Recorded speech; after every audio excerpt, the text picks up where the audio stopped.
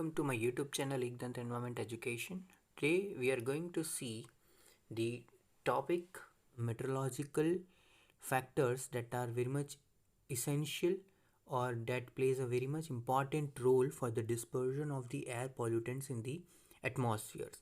And among them, the very most important topic is the atmospheric stability. So what is atmospheric stability, how the atmosphere is stable and unstable, that all we are going to see in this videos. Okay, so if you are new to this channel, please subscribe the channel for the lectures related to the environment engineering. You will get the very detailed lectures and which will be very much useful for your all upcoming examinations. And you all very much aware that the environment engineering is having a very much good weightage in all of your examinations, so please focus on these subjects so that you can score a good marks. Moving ahead with the topic, today's topic is atmospheric stability. So what is atmospheric stability, how the atmosphere is stable, that all we are going to see today. So very first one is the environmental lapse rate. What is environmental lapse rate? Environmental lapse rate क्या होता है? तो environmental lapse rate जानने से पहले आपको जानना है कि lapse rate क्या होता है. What is lapse rate? Lapse means what? Lapse means अगर आप किसी एक्चुअल टाइम से पीछे चल रहे हैं तो हम उसको बोलते हैं लैप्स या तो lagging, right. Similarly, if the temperature decreases with respect to the height, then it is the environmental lapse rate. Rate को हम हमेशा टाइम के साथ डिफाइन करते हैं, राइट. ऑलवेज हम टाइम के साथ क्या करते हैं, रिलेट करते हैं. से फॉर एग्जांपल अगर मैं बोलूँ कि dt by dt. So this t is temperature and this t is time. That means change in the temperature with respect to time. Okay. Similarly, the environmental lapse rate is what? Environmental lapse rate is referred to as the decrease in the air temperature as we move to the higher altitude from the ground surface. That is known as environmental lapse rate. It is the actual lapse rate, or we can say that the actual air temperature decrease in the air as we go to the higher altitude. Okay, so environmental lapse rate refers to the rate at which the air temperature decreases with elevations. Okay, however, it can be affected by the stability of the air. Stability of air also affects the environmental lapse rate. Now, if the rising air parcel is colder than the environment, then its behavior and it's heavier and does not rises, therefore it is stable. अब इस sentence का मतलब क्या है, very important ना, ये बहुत ही important role play कर रहा है कि जो आपका एयर पार्सल है वो किस तरीके से एनवायरमेंट के अंदर वो किस तरीके से डिस्पर्स होगा. नाउ एयर पार्सल क्या होता है, सबसे पहले तो वो मैं आपको बता दूं. जिस तरीके से आपको पता है कि ये एक चिमनी है जिसको हम टेक्निकली बोलते हैं stack. Okay, this is a stack. इस स्टैक के अंदर से जो भी हम इंडस्ट्रीज़ के अंदर प्रोडक्शन करते हैं या कुछ भी हम फ्यूल यूज़ करते हैं, वो फ्यूल का कंबर्शन होने से, बर्न होने की वजह से कुछ अनबर्न्ड पोर्शंस आते हैं या तो कुछ गैसेस जनरेट होते हैं जो यहाँ से रिलीज़ होगा स्टैक के टॉप पोर्शन से, राइट. इस तरीके से आपको पता है कि जनरेट होता है चिमनी के अंदर से गैसेस.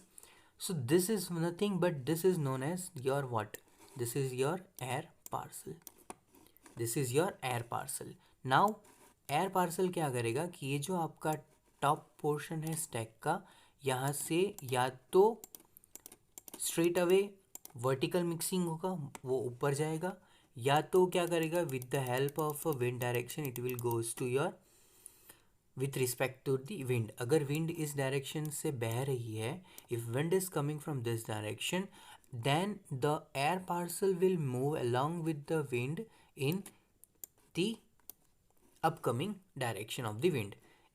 ओके, सो विंड के इस डायरेक्शन के साथ में आपका जो एयर पार्सल है वो मूव हो जाएगा। तो एयर पार्सल क्या है वो आपको पता चल गया, ठीक है। नेक्स्ट टॉपिक में आगे बढ़ते हैं। When the air parcel is cold, अगर आपका एयर पार्सल बहुत ही ठंडा है और वो स्टैक के बाहर के टेम्परेचर से बहुत ही ठंडा है और बाहर का टेम्परेचर अगर गर्म है, that means your air parcel is heavier. इस केस में क्या होगा कि जो आपका एयर पार्सल है वो एनवायरनमेंट में ज़्यादा हाइट तक एलिवेट नहीं कर पाएगा, वो राइज नहीं हो पाएगा और वो एक एनवायरनमेंट में स्टेबल रहेगा। So that is what a stable condition. Okay, next, air is unstable. Air unstable कब होगा? अगर आपका एयर पार्सल गर्म है। आपके जो एयर पार्सल गर्म होने की वजह से क्या होगा, और you we are very much aware that जो घर के अंदर की गर्म हवा होती है वो अपर लेयर में होती है, मीन्स वो ऊपर साइड पे होती है और ग्राउंड सरफेस पे आपको ठंडी हवा मिलेगी, right. Similarly the air parcel which is hotter warmer will rises higher into the atmosphere because the warmer air parcel is lighter in weight and the surrounding environment is having the cold environment. That's why आपका जो air है वो unstable होगा और वो किसी भी direction में इधर उधर जा सकता है। That's why it is considered as unstable, ठीक है। ये बहुत इंपॉर्टेंट चीज़ है कि अगर आपका एयर पार्सल कोल्डर है तो एयर आपका स्टेबल रहेगा, ओके उसका मिक्सिंग बहुत ही स्टेबल रहेगा, उतना ज़्यादा मिक्स नहीं हो पाएगा, वो एक जगह पे रुका रहेगा। Second point, if your air parcel is warmer it rises higher because it is lighter in weight and this condition is a unstable condition because it can mix in any of the direction as it get release from the stack. Stack से release होते ही वो कहीं भी जाके mix हो सकता है। Okay, next, environmental lapse rate decreases faster when the air is unstable than the stable conditions। इसका मतलब क्या हो रहा है? एनवायरमेंटल लैप्स रेट है ना बहुत ही जल्दी डिक्रीज करेगा, है ना। से फॉर एग्जांपल देखो मैं आपको समझाता हूँ कि ये आपका अल्टीट्यूड है, right, altitude A and this is the axis for the temperature T.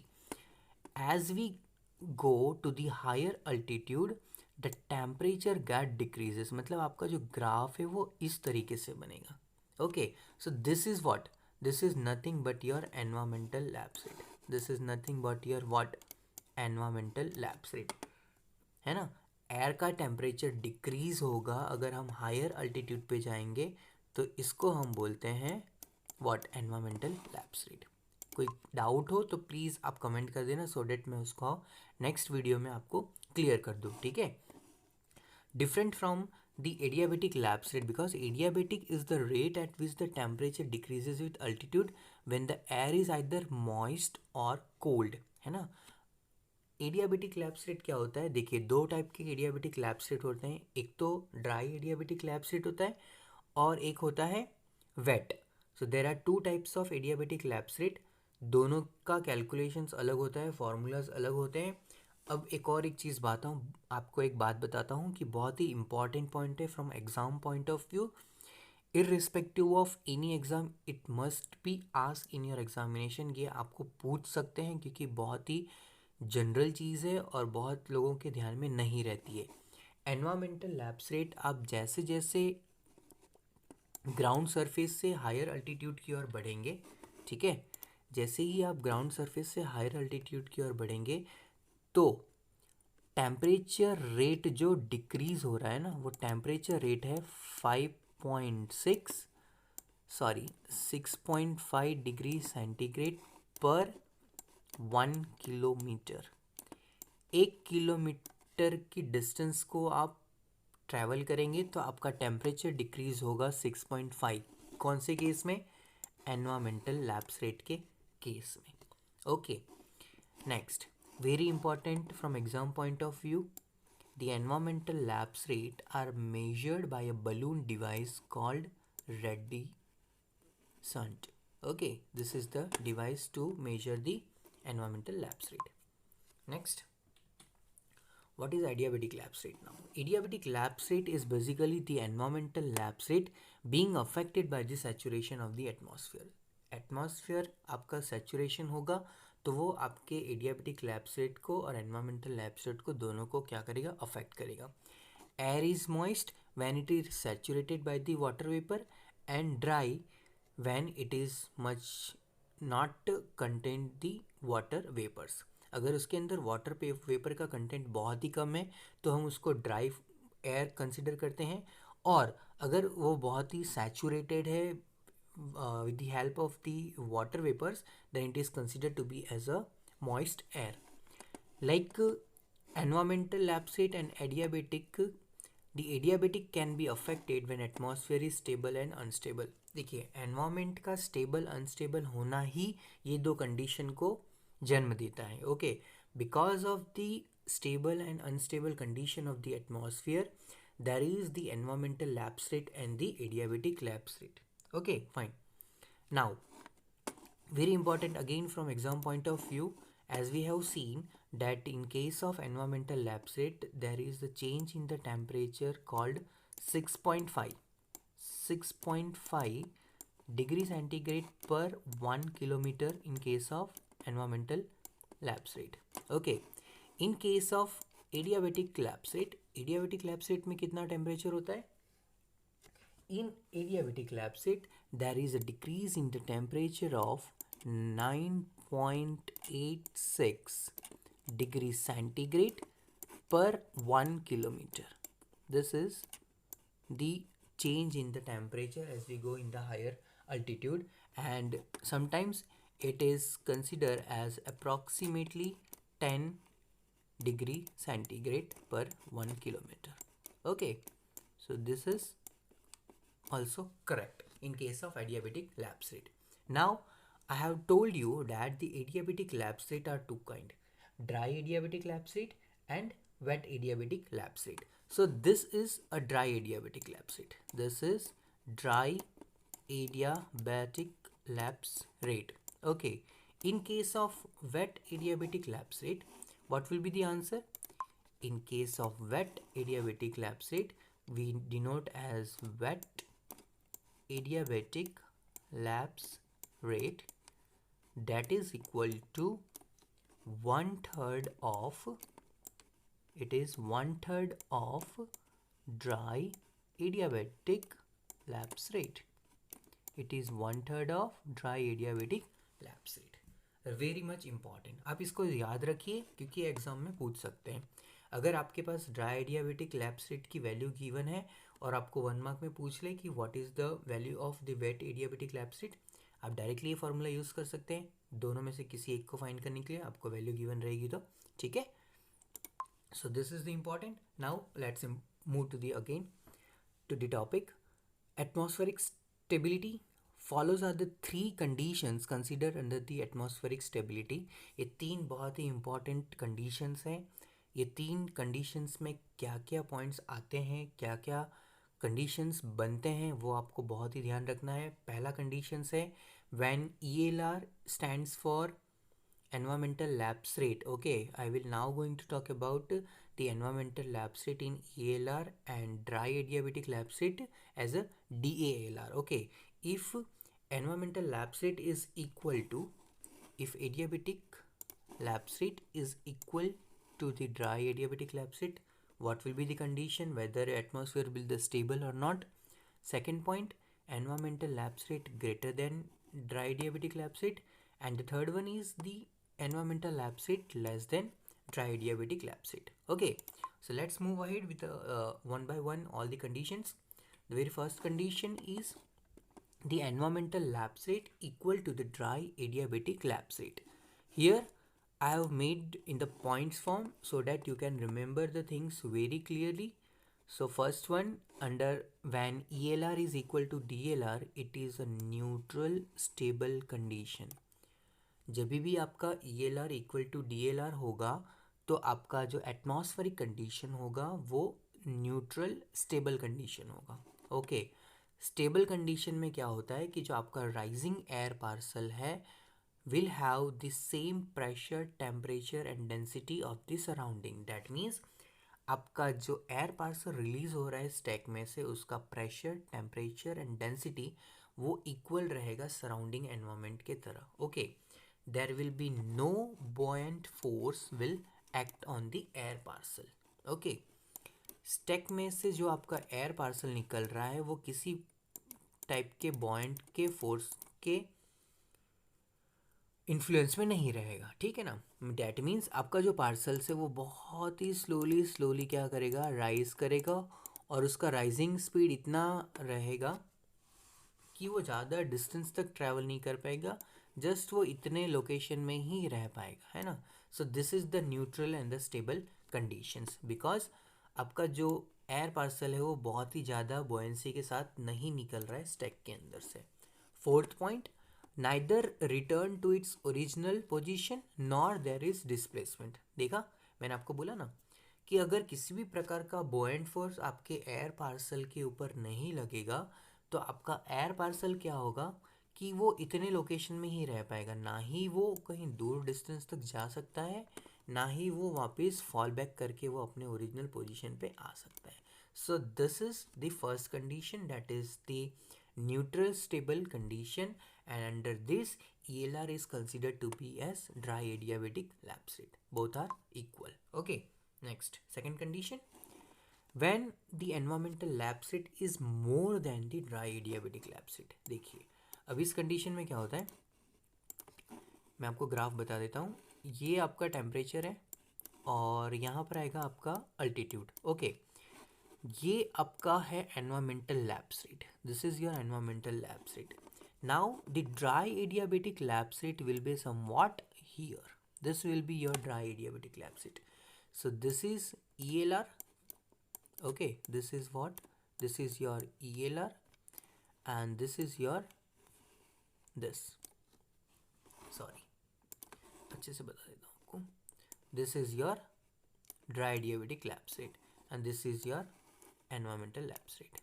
ठीक है, देख ये कंडीशन में आपका जो ग्राफ है वो इस तरीके से बनेगा, है ना। ELR is greater than DLR, तो इस कंडीशन को क्या बोलेंगे हम, this is the unstable condition. Unstable condition रहेगा, इसको हम सुपर एडियाबेटिक कंडीशन भी बोलते हैं। एयर पार्सल आपका क्या होगा, वार्म होगा सराउंडिंग एटमॉस्फेयर से या सराउंडिंग एनवायरनमेंट से, इसकी वजह से वो क्या होगा, बहुत ही बॉयंस फोर्स के साथ ऊपर जाएगा।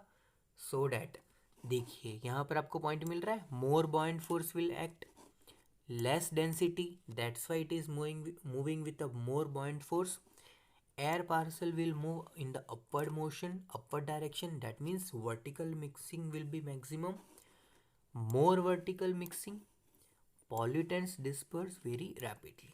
ठीक है, सो ये सभी कंडीशंस कहाँ लागू पड़ेंगे, अगर आपका ELR ग्रेटर देन DLR है तब, ठीक है। Next, third condition is what, third condition is your ELR is less than DLR। अब इसमें कैसा ग्राफ बनेगा, ये आपका टेम्परेचर है एक्स एक्सिस पे एंड वाई एक्सिस पे आपका अल्टीट्यूड है, ये आपका हो जाएगा environmental lapse rate and this will be your dotted Y dry adiabatic lapse rate. So ये कंडीशन आपको सेटिस्फाई मिल रही है, dry adiabatic lapse rate and this is your environmental lapse rate. Okay, this condition is stable. अगर आपका actual lapse rate अगर कम होगा ना तो वो स्टेबल कंडीशन में आ जाएगा, इक्वल रहेगा तो भी स्टेबल रहेगा। एंड स्टेबल कंडीशन को हम सब एडियाबेटिक कंडीशंस बोलते हैं। एयर पार्सल आपका क्या रहेगा, कोल्डर रहेगा सराउंडिंग एयर से, इसके वजह से वो मिक्सिंग नहीं हो पा रहा है and that's why it is stable. It is more dense then the surrounding temperature, less buoyant force is acting on the air parcel and air parcel sometimes tends to fall back to its original position. Vertical mixing will be less and the pollutant dispersion will be very much slowly। आपका जो pollutants है वो disperse बहुत ही slow होगा क्योंकि कोई buoyancy है ही नहीं, है ना, और वो बहुत ही डेंस है, इसके लिए वो सराउंडिंग एटमॉस्फेयर के साथ में वो घुल मिल नहीं पा रहा है, ठीक है ना, तो वो एक ही लोकेशन पे स्टक कर जाएगा। So this is the stable conditions. So this was the three main conditions from exam point of view related to the atmospheric stability, and this is very much important when we are studying about the dispersion of the air pollutants in the atmosphere.